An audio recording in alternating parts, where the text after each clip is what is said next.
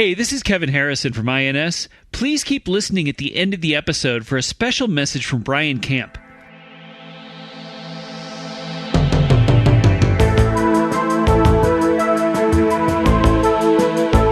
Welcome to INS, the International News Service, your source for the most important weird news from across the globe.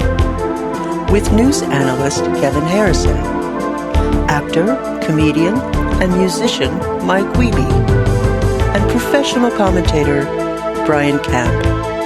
INS, the news you need.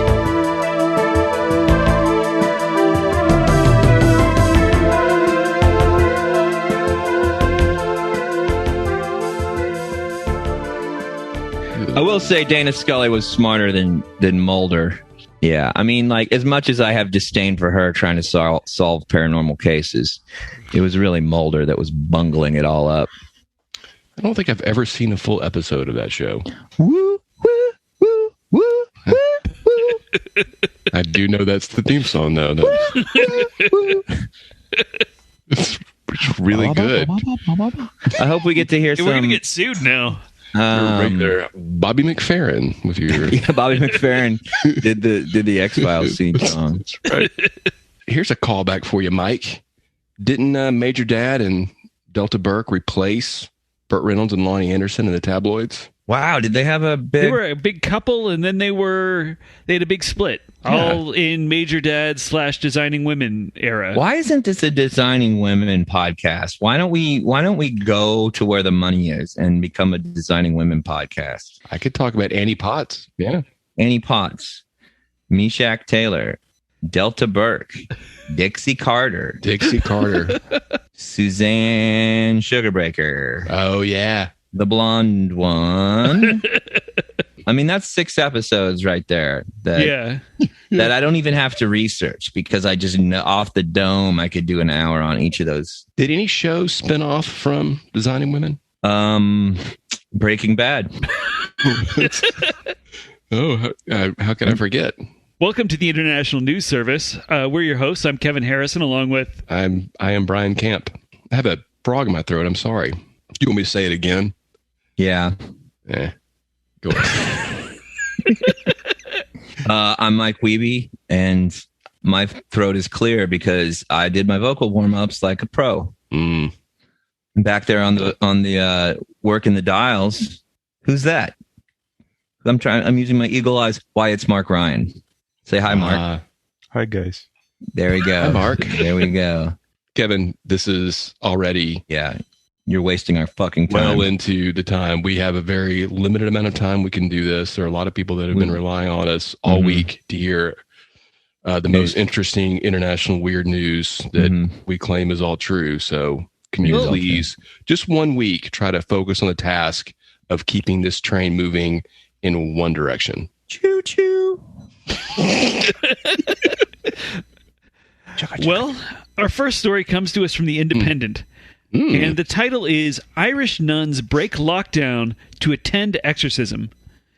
2 nuns based in Cork, Ireland have been kicked out of their convent after being recognized on videotape at an outdoor exorcism attended by 70 people. Videotape? What? Yeah, I have so many problems with this. They do not have video technology in Ireland. 2... They, just kidding. 2 Irish listeners, we love you. They don't live anywhere near Cork. They're not near Cork. We're good. I was just going to say, is this recent? Did this happen recently? Yeah, well, I mean, by the time this is released, maybe like in the last 3 weeks. All right, let's hear about these sexy redheaded nuns. Yeah. Go ahead. Pent up. At the time this happened, COVID restrictions prevented social gatherings of more than 15 people or travel of more than 3 miles from, where you lived and worked. That may have changed by the time this airs again, but as I'm reading this now, that's the restriction in Ireland. That doesn't sound like a lot of freedom to me. Yeah. I know that your view of freedom, Brian, is whether or not you wear a piece of paper over your face. That is not over true. Over your mouth. That is not true. This just seems like a dearth of freedom.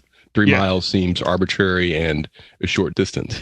Well, if it makes you feel better, it's also 5 kilometers. It doesn't. Maybe a car was possessed. No, Maybe we no. should listen to the rest of the story. Yeah. Or do you just want to make up the end of this? This is kind of like when Lost was at its best. It was like the second season. You're just like making up crazy theories and you don't have to tie them up. Right. So, right. Well, I haven't finished the story. A polar bear may appear at some point. Yeah, that's Is right. it a sexy polar bear? It could be a sexy polar bear. a red-headed polar bear. Hey, red-headed polar bear. The exorcism was conducted in Dublin, Ireland, which is about 160 miles from their convent in Cork. How many kilometers is that, though? Yeah. You can switch back and 100? forth. Probably about 100 kilometers. Sounds right. Wait. I don't. Why was 3 miles 5 kilometers, but 160 miles is 100 kilometers? Yeah, this is why the metric system doesn't make any sense, and we'd rather adopt a system in the U.S. of 12 inches to 1 foot. And I'm so pro metric system. That's the real progressive politics. Get rid of this stupid imperial nonsense. Well, as an American, I'm fully against you. I would much rather get a 67-ounce bottle of soda than a 2-liter. You can have my yardstick when you pry it from my cold, dead hands. All right. This is getting ridiculous. Yeah, this is stupid. This is stupid. I mean, what are we even doing here? We're here to find out about exorcisms. Yeah. So the exorcism itself was at the lower house of the Irish legislature, also known as the Dáil, and the purpose was to exorcise Ireland's leaders en masse. After getting kicked out of their convent as a result, the nuns created a GoFundMe that had raised over $100,000. But when you go to their GoFundMe site, it looks like GoFundMe took their campaign down. If I go to the Spirit Halloween store and I buy a nun costume and I put that costume on, it doesn't really make me a nun. It just means I'm somebody who's dressed like a nun. If you get holy water on you, it makes you a nun now. Well, that's if you drink holy water. Only if the moon is full. Here's the thing. An exorcism outside, I'm sorry, it just sucks. It's like a big comedy outdoor show. It's just not good. Exorcism should be inside in a small room with low ceilings and preferably pretty cool inside, so everybody can, it just creates a better energy. You want to feel, you want those demonic voices to be booming in your head. You want to feel that vomit get on you. You want to see up close that head spin all the way around. You want to hear the blasphemous remarks about the sexual acts that they're going to be done with, a crucifix or whatever gross stuff they want to say. But you want to be in close quarters to have that happen. And I think that any exorcism that's happening outdoors is really just some hucksters trying to cash in on the art of exorcism. And it's not, you don't need it that bad. You don't need an exorcism that bad to waste everyone's time with an outdoor exorcism. So I have a question, and maybe this is Mike. If you know, please chime in. And I'm 100% sure I will. Okay. So when if I were to say that I'm going to exorcise Mike, would I be trying at to the gym remove, or like with your Bible? Exor. Okay. Exorcise. I understood that. Thank you, Mike. Somebody has to clarify for our listeners. I'm fucking ripped. Everyone knows I'm fucking ripped. Everybody knows that I don't need a personal trainer because I've got a 7-pack. I've got rock hard. You can do your laundry on my abs. My titties are Golden Globes. When people talk about winning the Golden Globes, they're talking about my titties. I can crush a watermelon between my legs. I mean, I think a lot of people could do that. That's not as impressive. But I don't even squeeze my legs together when I do them. You just put them between there, and the watermelon is intimidated by the muscles. The intimidation factor, sure. Cracks. Well, that is now very impressive, and still not something I'd be interested in seeing. But I'm very glad to know. Well, you're wearing pants in this scenario, right? Who knows? I mean, no, you don't want watermelon on your pants. Yeah, I mean, yeah, I'm wearing Lululemons, so because I want people can see the folds in my quads. The point being is just like, yeah, Kevin, everyone knows that Brian's not exorcising me. He's in this hypothetical. He's exorcising me. Possibly, I have a demon in me. But that's the question. If I'm exorcising Mike, am I trying to remove Mike, or am I trying to remove a demon from Mike? I think as the exorcist, that is up to you. That is a very wishy-washy answer to my very serious question. Mm-hmm. I'm not satisfied with that answer, I guess I would say. Which one would you rather cast to hell? That's a real good question. I don't know. Exactly. Pick your answer carefully. Mike, but not permanently, because I would want to hear about it. You just want to teach me a lesson? Yeah. I think you need to be reprimanded a little bit, maybe just kind of pushed in. Well, I could see, again, walking around with this perfect body has gotten me a little less than humble. I'll say that. And possibly that's not something I've picked up from having to spend a week kicking the asses of various demi-demons and imps and Stygian crawlers, and having to choke so many, foul-mouthed creatures from the netherworld out would probably put me in a place where I would appreciate stuff a little bit more. So I guess I can see that. You see banishment to hell as an opportunity to better yourself. I see banishment to hell as a way. It's just like another level of the CrossFit that I attend every day. I mean, really, honestly, it wouldn't even be that different than going to Aubrey Marcus at the On It Gym's Saturday afternoon sessions. Honestly, it'd be a little bit of a vacation. I just have to kill demons and not do burpees. I'll take it to get a little bit less burpees. You have somehow mastered immediately tying into the most insufferable people on the planet so quickly. I hate. It's impressive. So I just, we work out with kettlebells, and then we talk about our poly relationships. What were do we know what the demons were? Did the demons have a name that were in? Was this a political stunt? They were exercising Ireland's leaders, basically for being too liberal and for having COVID restrictions.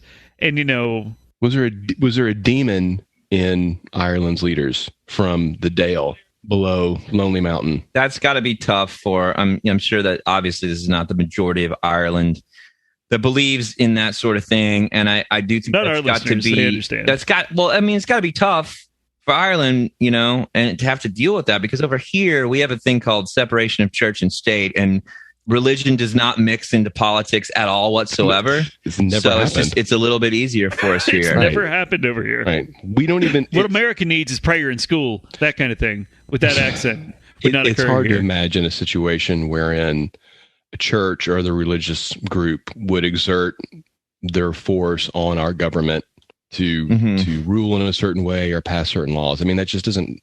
People have really done a good job. No, it's not what we do here. I think they should take a playbook from us specifically. Maybe they should read my favorite book. I don't know if you've talked to you guys about this. My favorite piece of literature, the Constitution. Have you got? And I think that the United States Constitution. Yeah, you know what I'm going to do? I'm going to pull out. I have about 17 Constitution because I just give them out as gifts. And I'm going to highlight a couple of the passages, and I'm going to send it. Well, this was done at the lower house of the legislature called the Dale. Okay, so like kind of a sort of a Elvin situation there. Right. I will send it.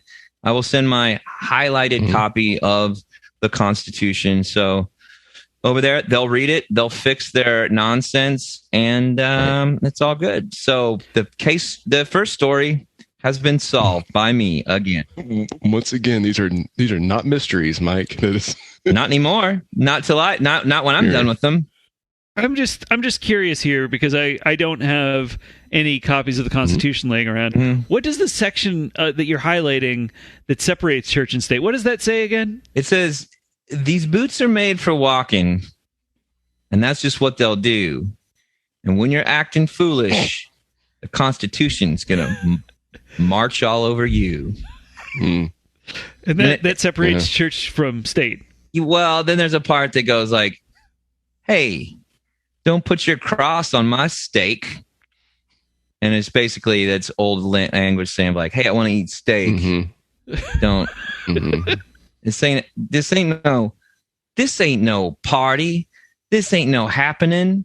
This is L.A. That's a Sheryl Crow song, but I thought I'd throw that in there too. I'll like jot that out to the side and write that in. Okay. As Mike said, we've solved this one, so maybe it's time to move on. Our next story comes to us from NPR. And, it deals a little bit with we haven't touched on the conspiracy theories yet, but this is conspiracy theory story. The title is "Baffled Canadians Spread Reports of Hard Butter." Okay. A new conspiracy is plaguing our Canadian neighbors.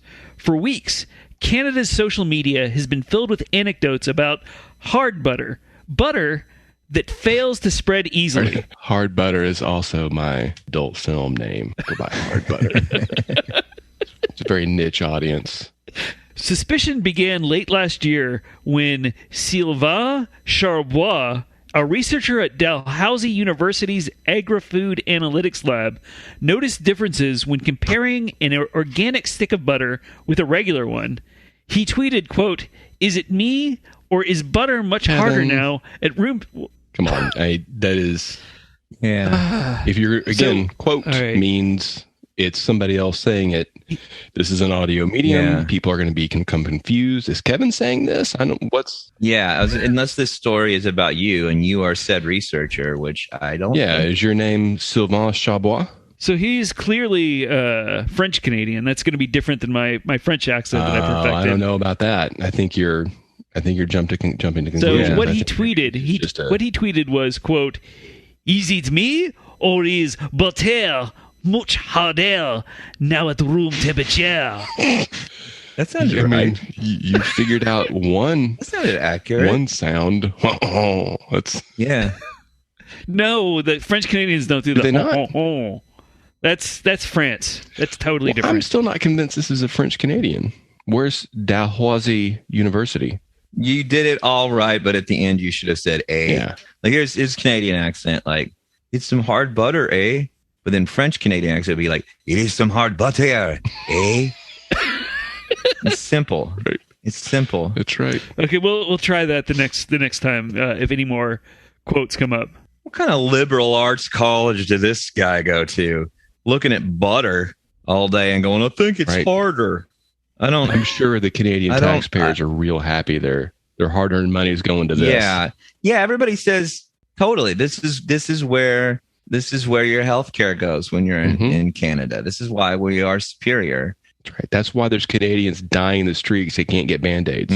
And they can't eat butter because they've accidentally. You know why the butter's but harder? It's fucking cold in Canada. Colder. Right. It's frozen. Duh. Because they didn't think to go inside to eat. Well, we'll get to that. There's some theories here about what's causing their butter to be hard. There's one of the theories that it's cold, because I think Mike just solved this mystery. Yeah, the mystery too, solved by me.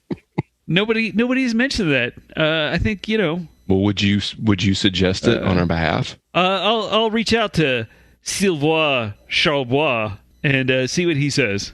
I've already solved two mysteries in like a half hour. You're like a Scully over there. I think I could get the nickname, because it's updated for now. I would like to take on the nickname of Wikipedia Brown. I loved those books when I was a kid. That's a good idea. So it's also believed this hard butter is linked to a British Columbia Milk Marketing Board memo from October, which mentioned a link between fatty acids and the recent appearance of milk that would not foam. Researcher Sylvain Charbois, who referred to the hard butter phenomenon as buttergate, connects a sudden spike in consumer butter demand to an increased use of palm oil fat in cattle feed since this past summer, but this conclusion has been dismissed by the Canadian dairy industry. Because of COVID, dairies have faced both production slowdowns and a boom in home cooking, with Canadian butter sales growing over 12% in 2020. Charbois says farmers responded by adding palmitic acid to animal feed as an energy supplement that allows cows to produce more butter fat content. This feed is not new, but it was rarely done in the past because it is expensive. Last month, The Dairy Farmers of Canada finally acknowledged this hard butter, stating that it's unaware of any significant changes in dairy production, but asserted that palm products, quote, and we will do this as I guess a standard Canadian. So palm products, quote, I mean, not that they're all standard, you know what I mean. This is somebody maybe from Ontario as opposed to somebody from Quebecois. Standard Canadian. They're not automatic Canadians. Yeah. No, they're all Canadians. Mark got the joke. He's the only one. I just want to clarify, Kevin. Yes. So you are saying that the French Canadian people are a lower caste than the English speaking Canadian folks? No, I'm saying that all Canadians love their country and are amazing citizens and great people. And well, if English speaking Canadians are standard, what does that make French Canadians? Automatic. Yes. It's just as funny the second time you said it, Mike. I think so. I think so too. It didn't deserve just once. It needed to get out there into the universe a little bit. The rule of threes. Time. Let's see if we can work it in later on. Yeah. All right. The Dairy Farmers of Canada asserted that palm products, quote, help provide energy to cows, and no undesirable effects have been identified, eh? What kind of accent was that? Hey, I stopped boxing in Philly and drove up to Canada to look at butter products. All the Philadelphia cream cheese people. And I found that they're harder up here when I punch them, Adrian, yo. Which is to say that was not a good Canadian accent, Kevin. It was not. Yeah.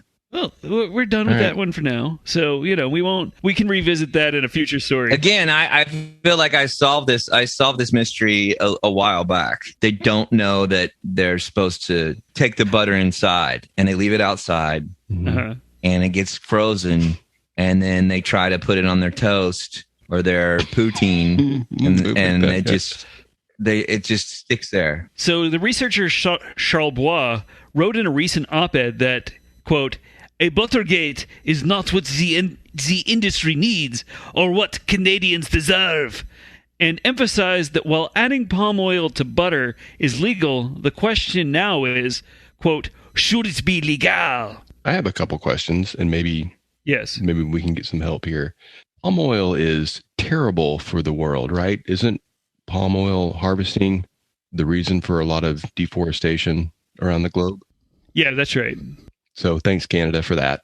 Well, we harvest a lot more here in the U.S. than they do in Canada. You don't know that. That's not the story.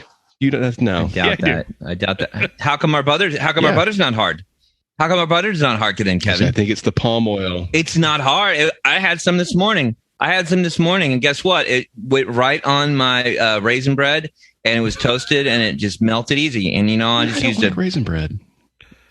What the hell is wrong with you? You don't like raisin bread? No, raisin bread's kind of gross. And you claim to be an American? I don't think raisin bread's uniquely American, and I don't like it. What about cinnamon raisin bread? It's still raisin bread. You can put anything on it and end it with raisin bread, and I still don't like it. I don't like raisins in things. Are you a dog? Dogs are allergic to raisins and grapes. No, I mean, I'm not. I would be a talking dog, so that would be cool. That would be awesome. I'd probably be a lot more successful, I think. Yeah. No, but it's palm oil actually makes things more spreadable. So the spreadability of our butter would not be a good indication that we're. I feel like I heard a real funny joke about that in a Hustler, in the comic section of Hustler magazine. I can't imagine a more boring mystery on the face of the planet. Yeah. Well, Mike, is this the Canadian version of a mystery? They called it Buttergate. I don't know what that does. That it's more of a scandal if it's Buttergate. What's the reference to? Is a reference to? They're just saying that there's some sort of barrier to butter, or they're saying that it is similar to the Watergate crime. This is a waste of my mystery solving abilities. I did not go to detective school for 4 years in order to get thrown mysteries like this. No, I get it. Did you graduate from detective school? I got kicked out for not playing by the rules, which that was in detective school is graduating cum laude. I just, give me a mystery. Give me some mystery with meat. not with butter. Well, cows. Yeah. People eat cow, right? And Well, the cattle mutilations, that's a mystery that is worthy of my keen intellect. and it's weird, right? And it's weird. So what do you think is causing cow mutilations? Wikipedia Brown. I'll tell you what I think it is. It's Chick-fil-A. Oh Shit. Do you think that's what happens to all those talking cows? Like they get smarter and smarter. I think they are committing weird murders to cattle Mm-hmm. in order to get other cattle to freak out about it to the point of sentience and to the point of where they learn how to spell, albeit a little bit poorly. Right. They are cows. But cute, kind of in a weird way, right? I know. I just think that they're mentally they're not well. They're all dyslexic. They're yeah. It's more than that. They're disabled. Oh. They're Cows. They're not. Well, they're cows. They're doing the best that they can for a cow, and but they're committing these murders in order to make other cows get smarter than the average cow and figure their way up to billboards to paint on them and plead with the public to say, right, help us find these mutilations. They're ripping the anuses out of our bovine brethren out in a field. Help us, but they only have they're cows, so the most that they can actually paint is the word "eat more chicken," and they can't even spell chicken or more right. If you take it at face value, their advertising campaign is really quite tragic. It is sad. Essentially, it's True Detective amongst cows, but this is the whole Chick-fil-A advertising campaign. It's a dark cabal of death that's leading up to the desperation of cows pleading for some attention. And sadly, it just comes off as ain't that kind of funny. Right. You know? Imagine how that must feel to the cows who somehow climb those ladders and get a bucket of paint and a big brush. It is. A lot of them die just pulling that off. A lot of them die. They fall off the billboards. Right. Their bodies are smashed and hurt. And then by the time the authorities come to take the cow bodies away, guess what? Someone's ripped out their anuses and genitals. That is truly heart-wrenching. Woo, woo, woo,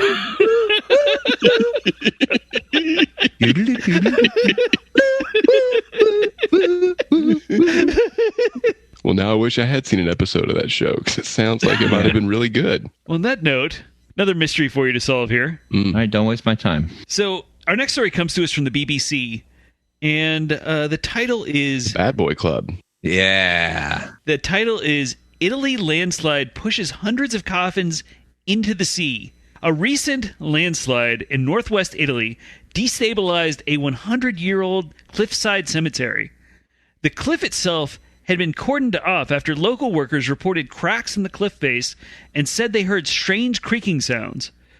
A few days later, the area experienced a massive landslide, pulling 2 chapels and an estimated 200 coffins off the cliff and into the ocean below. Divers from the fire brigade, Coast Guard boats, and firefighters have been assisting in the search for the remains of the cemetery. As of the most recent reporting that I could find, they had only recovered 10 of the 200 coffins. Workers close to the area were able to record video of the collapse. I'm going to show you that now, and I want you to describe what you're seeing, and then and Mark, we can use this audio. That's fine. Hey, Mike, do you think that there were any headstones that fell off too? Do you think maybe somebody had moved those headstones? What is happening? They kept the headstones. They moved the headstones, but they didn't move the bodies. How would an Italian man say that, I wonder? Hey, mamma mia! You move the headstones, but you don't move the bodies. Oh, voila. You don't move the bodies. Why you don't move the body?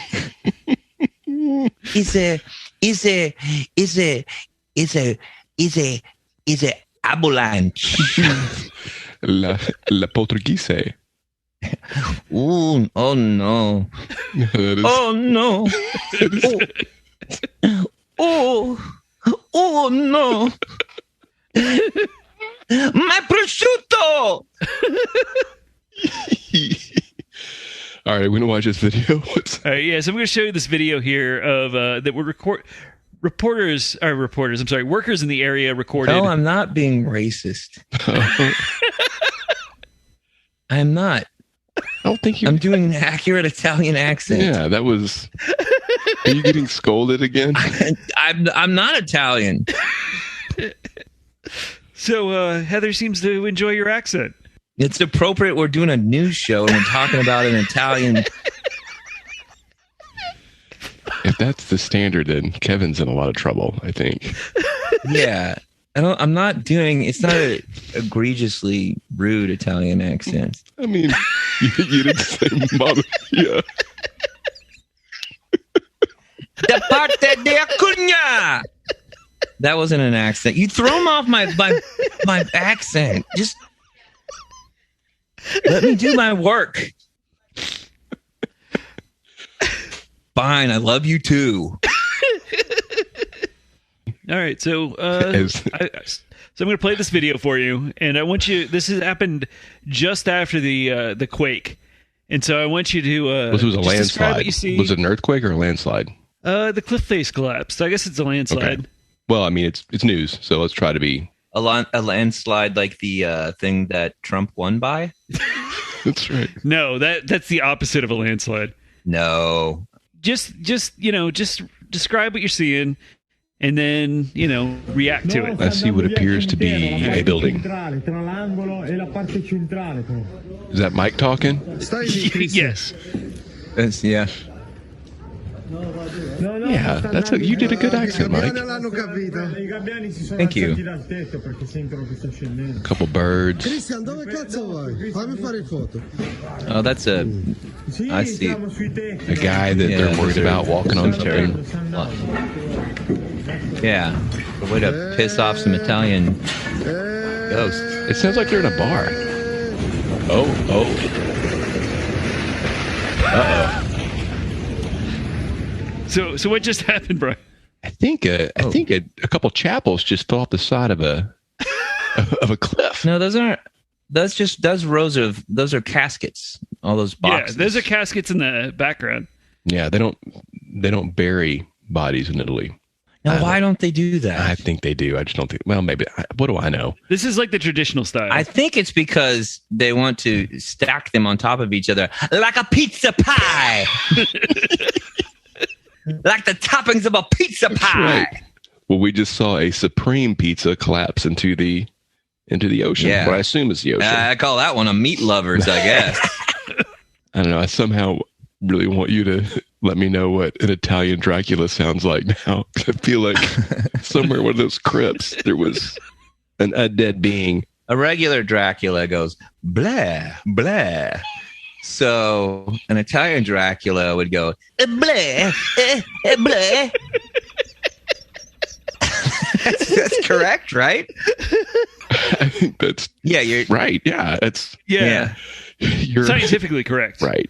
I don't know why Dracula says blah blah, but I know that he does. Right. Is he saying blah or is he saying blood? Blood. Blah. Is he trying to say blood? Is that where that comes from? I think you may have just solved a mystery right there because I never knew what it was. Is that how you identify vampires among us? No, you identify vampires among us because of because they will tell you they're vampires and they will be polyamorous with they will be wearing Ren Fair outfits and they will be sweaty from LARPing. And they probably go to your CrossFit gym. I know. I think they do the opposite of go to CrossFit. They don't go to CrossFit? I don't know. I feel like that they probably go to CrossFit. Maybe not. What do I know? See, I was riding too high after solving the whole blood thing. Blah, blah. I mean, are we done talking about the loss of corpses? Well, I think the mystery in that one, I'm going to solve that last mystery, and it was the hills that did it. Mystery number 3 solved. And mystery number 4, Brian solved. The blah blah. Thanks. Good job, Brian. I feel like I did something. It's okay. Mark will cut that out, but at least at this moment, I feel pretty good about it. I think that wraps up another week of the International News Service. If you have any other questions, comments, or you see any news stories that might fit in next week's episode, feel free to email us at internationalnewspod@gmail.com. Thanks for listening.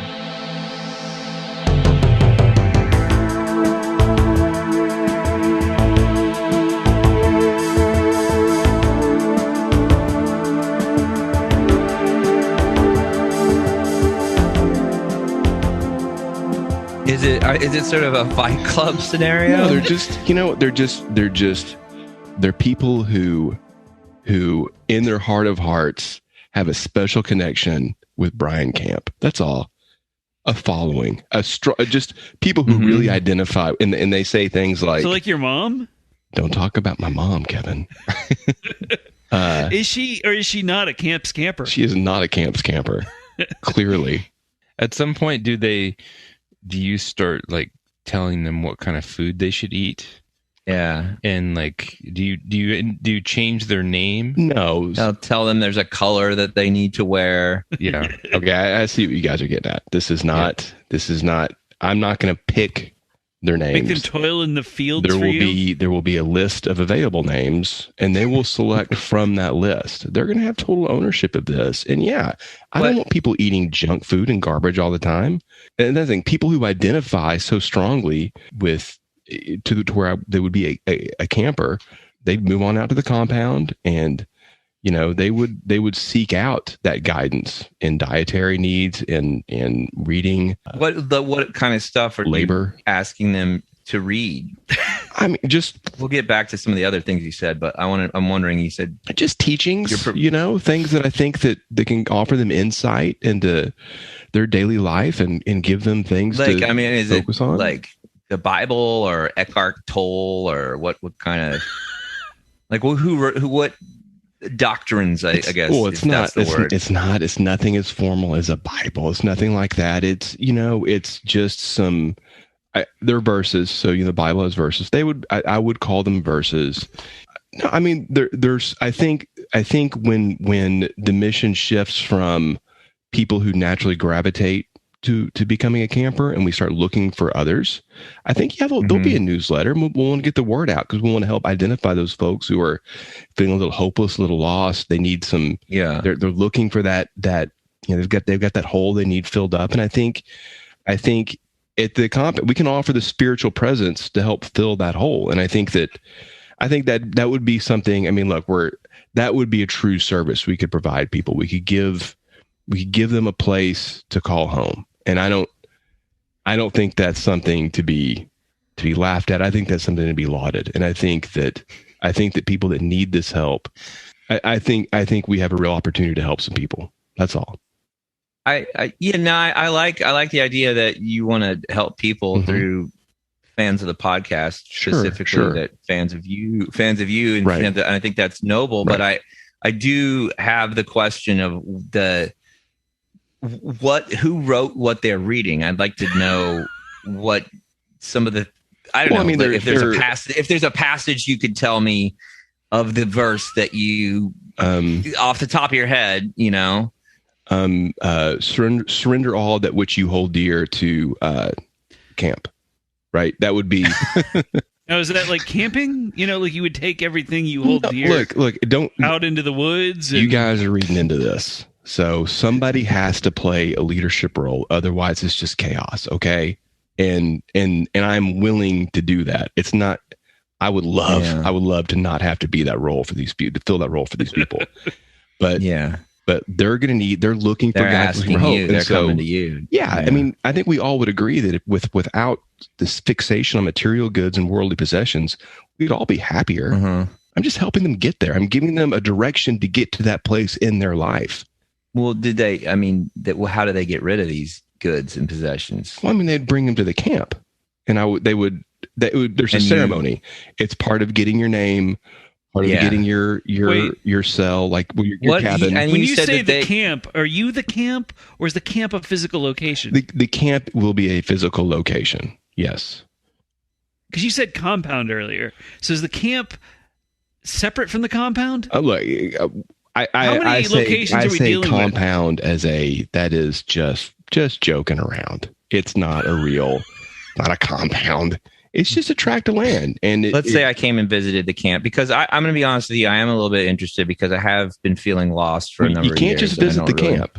It's not an immediate thing. I mean, you earn a place at the camp, and it's important, and it's important for the safety and the well-being of the people already at the camp that we make sure that the right kind of people are coming to the camp. And you might be that person. I'm not saying you're not, but there's some steps to get there. There's some commitment on your end.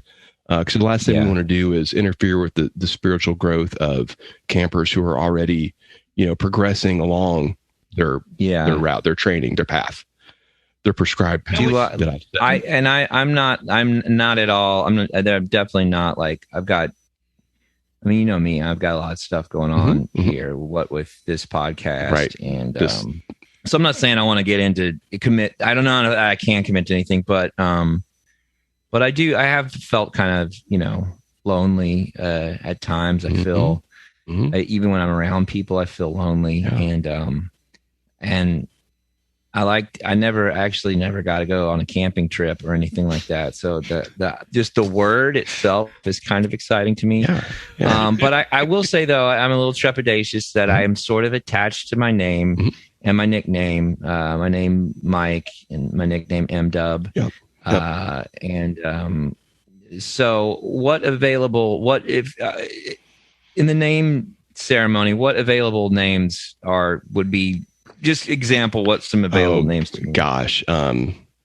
Ezra, Malachi, Ezekiel. I mean, lots of great names. I mean, really, I do like Z. I do like the idea of having a Z in my name. Yeah. And I think that kind of sticks out, and that, and I'm glad you recognize that.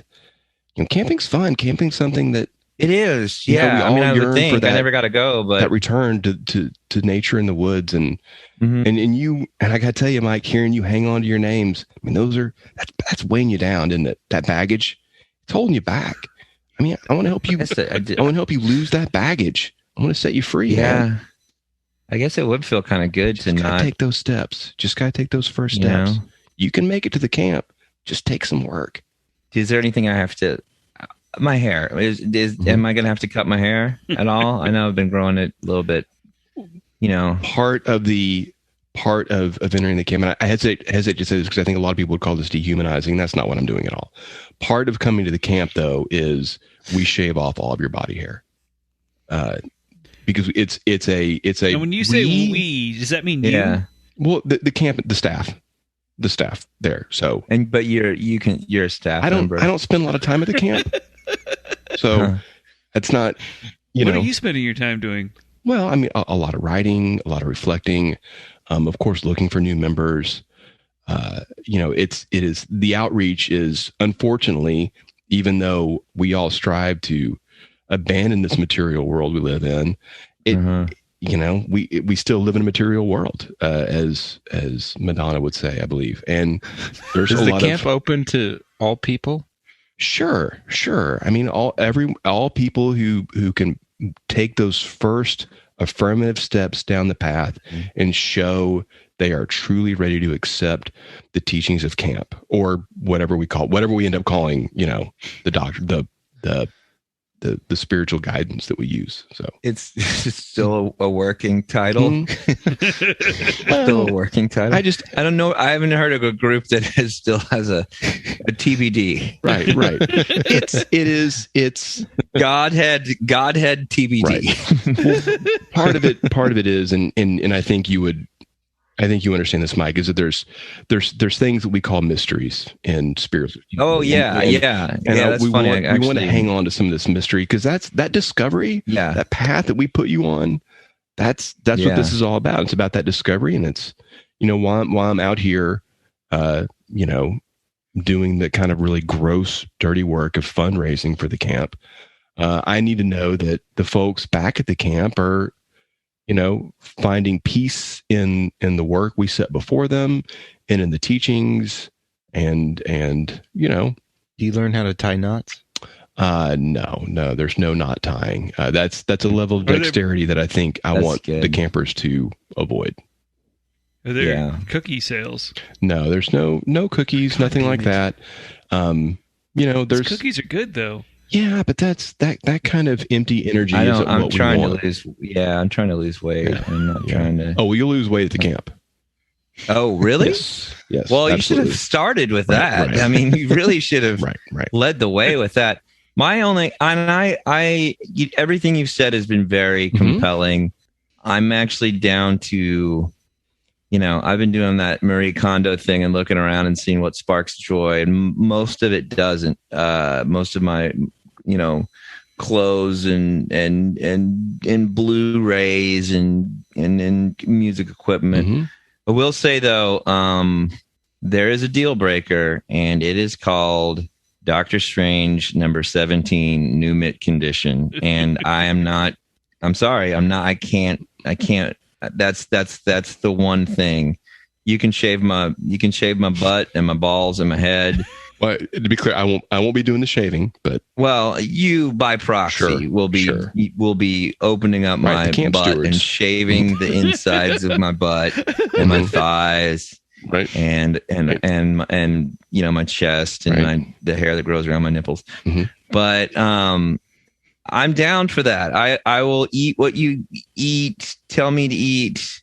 If it's going to make me feel better, I will, I'll piss in a bucket, I'll shit in a bucket, and I'll sleep right next to that bucket. And I know you haven't mentioned that yet, but I just want to throw out that I'm totally willing to do that. I think you have a pretty good idea of what the camp's like. I mean, if I'm being honest, there's a couple of the mysteries you might have. I mean, you did go to. Without even trying, I do tend to solve mysteries. Oh man, yeah. Well, I think we really did it this week.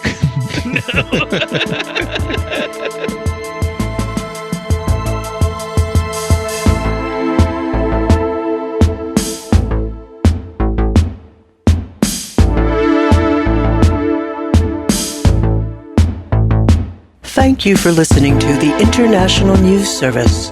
Don't forget to rate, review, and subscribe to the podcast. INS, the news you need.